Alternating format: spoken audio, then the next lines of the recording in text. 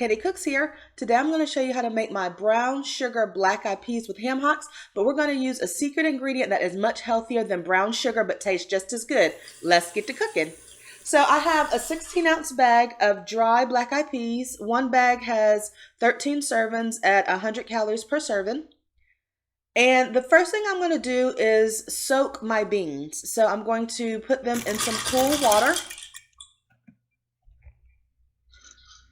And then you want to gently move your hand around the beans to get out any rocks or pebbles. And any beans that look dried out or hard. We're going to let these beans soak overnight. If you don't have overnight, then you can just let them soak for several hours. This is a ham hock. We're going to use this to season our broth with other dry seasonings. If you don't want to use ham hock, there are other seasoning meats that you can use, and I have a video coming out with all these seasoning meats, so be sure to check my soul food playlist on my channel this week. These are the dry seasonings that we're going to use to flavor our broth: garlic powder, onion powder, black pepper, and bay leaves. We're also using poultry seasoning, and these are the ingredients: thyme, sage, marjoram, rosemary, black pepper, and nutmeg. So we're just going to add them in, and then once we have our broth seasoned, we're going to drain our liquid out of our black eyed peas that have been soaking overnight.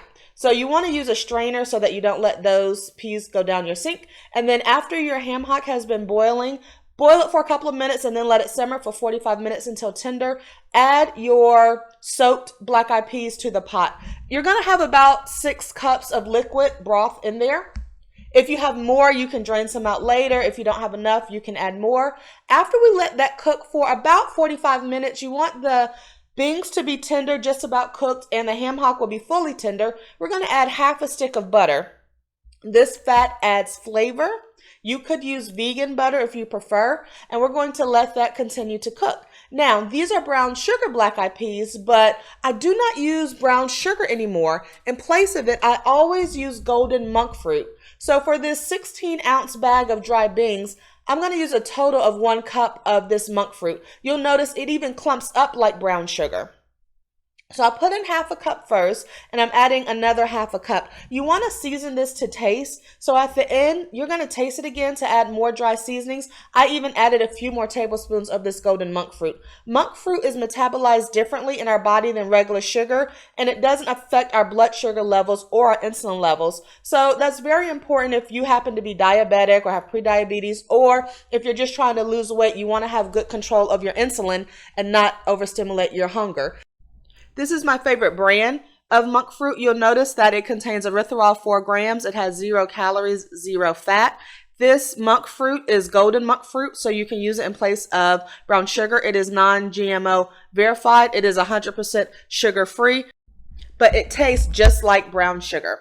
So this is my favorite pot, Calphalon pot. You could see after about a total of an hour cooking of the beans that they look tender.